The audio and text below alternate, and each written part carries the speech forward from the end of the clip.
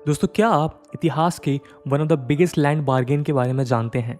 अगर नहीं भी जानते तो कोई बात नहीं, क्योंकि आज हम आपको उसके बारे में ही विस्तार से बताने वाले हैं। हम बात कर रहे हैं यूएसए गवर्नमेंट के लुइसियाना परचेज की। इस परचेज के थ्रू उस समय यूएसए की टेरिटरी का साइज डबल हो गया था और ये डील हुई थी 1803 में यूएसए और फ्रेंच गवर्नमेंट के बीच, जिसमें यूएसए ने फ्रांस से करीब 8,28,000 स्क्वायर माइल्स की टेरिटरी को परचेज किया था। लेकिन डील की डिटेल समझने से पहले उसके बैकग्राउंड को समझना जरूरी हो जाता है, इसलिए आइए पहले उसको जानते हैं। नमस्कार दोस्तों, मेरा नाम है आदर्श और स्वागत है आपका स्टडी आईक्यू में। दोस्तों, 4 जुलाई 1776 को नॉर्थ अमेरिका में located 13 British colonies independence declare करती हैं और यूनाइटेड स्टेट्स ऑफ अमेरिका का क्रिएशन होता है। उस समय ये 13 ब्रिटिश कॉलोनीज नॉर्थ अमेरिका के ईस्टर्न कोस्ट पे लोकेटेड थीं। मिसिसिपी रिवर यूएसए की वेस्टर्न बाउंड्री बनाती थी। लुइसियाना टेरिटरी यूएसए और मिसिसिपी रिवर के वेस्ट में लोकेटेड थी। ये मिसिसिपी रिवर से लेकर रॉकी माउंटेन्स तक का एरिया कवर करती थी और नॉर्थ में कैनेडियन बॉर्डर से साउथ में गल्फ ऑफ मेक्सिको तक फैलाव था। दोस्तों, 17वीं सेंचुरी की शुरुआत में जब कॉलोनियल एक्सपेंशन का टाइम चल रहा था, तब फ्रांस ने मिसिसिपी रिवर वैली को एक्सप्लोर किया था।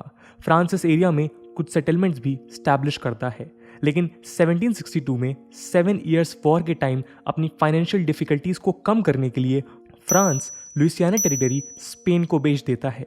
स्पेन भी आगे चलकर एक स्ट्रॉन्ग यूरोपियन पावर नहीं रह जाता है, इसलिए वो भी अगले 3 डिकेड्स में लुइसियाना टेरिटरी का कुछ खास डेवलपमेंट नहीं कर पाते।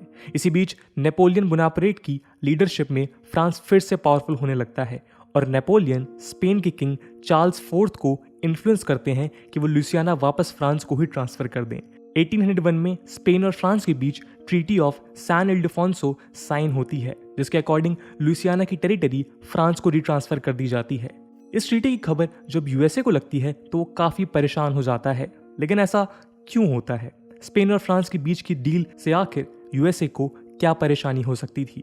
दोस्तों, ऐसा इसलिए होता है क्योंकि लेट 1780 से ही अमेरिकन्स वेस्ट की तरफ मूव कर रहे थे और ओहियो और टेनेसी रिवर वैलीज में सेटल हो चुके थे और ये सेटलर्स मिसिसिपी रिवर और उस पर लोकेटेड न्यू ऑर्लियंस पोर्ट के फ्री एक्सेस पर बहुत ज़्यादा डिपेंडेंट थे, क्योंकि इसी पोर्ट के थ्रू वो यूएसए की बाकी टेरिटरीज से ईजिली कनेक्ट होते थे और ट्रेड भी करते थे, जबकि लैंड रूट के थ्रू कनेक्ट होना बहुत ज़्यादा कॉस्टली था।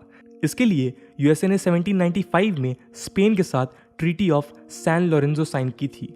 ट्रीटी के अकॉर्डिंग स्पेन अमेरिकन पोर्ट से आने वाले गुड्स को बिना किसी ड्यूटी के मिसिसिपी से पास होने देता था और साथ ही ट्रांसशिपमेंट के लिए न्यू ऑर्लियंस में अमेरिकन गुड्स को डिपॉजिट या टेम्पररी स्टोरेज का राइट भी देता था। यूएसए को लगता है कि जब ये टेरिटरी फ्रांस के पास चली जाएगी तो नेपोलियन की लीडरशिप में फिर से राइज कर रहा फ्रांस रिवर और पोर्ट रूट को डोमिनेट कर सकता है, जिससे अमेरिकन्स को परेशानी हो सकती है। इसी कंसर्न की वजह से यूएसए के 3rd president Thomas Jefferson France के साथ डील करने की कोशिश करते हैं। आइए अब डील की नेगोशिएशंस और उसकी डिटेल्स को समझते हैं। थॉमस जेफरसन पेरिस में अपने मिनिस्टर रॉबर्ट आर लिविंगस्टन को ऑर्डर देते हैं, अगर स्पेन और फ्रांस के बीच अभी ये डील पूरी नहीं हुई है तो उसको रोकने की कोशिश की जाए, और अगर डील ऑलरेडी इफेक्ट में आ चुकी है तो फ्रांस के मिनिस्टर चार्ल्स मॉरिस दे टेलीरैंड से कम न्यू ऑर्लियंस की टेरिटरी खरीदने के लिए नेगोशिएशन शुरू करें। इसका मतलब यूएसए तो सिर्फ न्यू ऑर्लियंस की टेरिटरी को ही परचेज करने का प्लान कर रहा था और ये डील करना भी बहुत मुश्किल हो रहा था क्योंकि टेलीरैंड से डायरेक्ट कॉन्टैक्ट नहीं हो पा रहा था। कई महीनों तक लिविंगस्टन बस यूएसए और फ्रांस के बीच एक पॉसिबल डील की उम्मीद ही करते रहे। इसी बीच 1802 में उनको खबर मिलती है कि स्पेन के गवर्नर ने न्यू ऑर्लियंस में अमेरिकन गुड्स को डिपॉजिट करने के राइट को खत्म कर दिया है।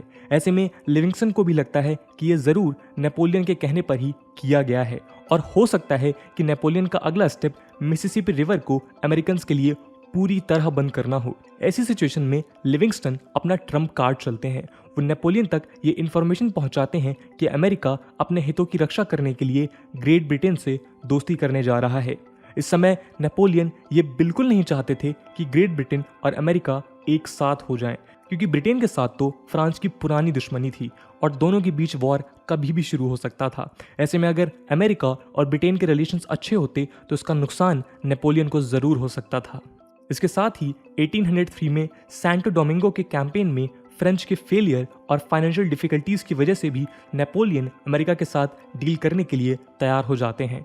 और सबसे बड़ा सरप्राइज ये होता है कि फ्रांस सिर्फ न्यू ऑरलियांस ही नहीं बल्कि पूरी की पूरी लुइसियाना टेरिटरी यूएसए को ऑफर कर देता है।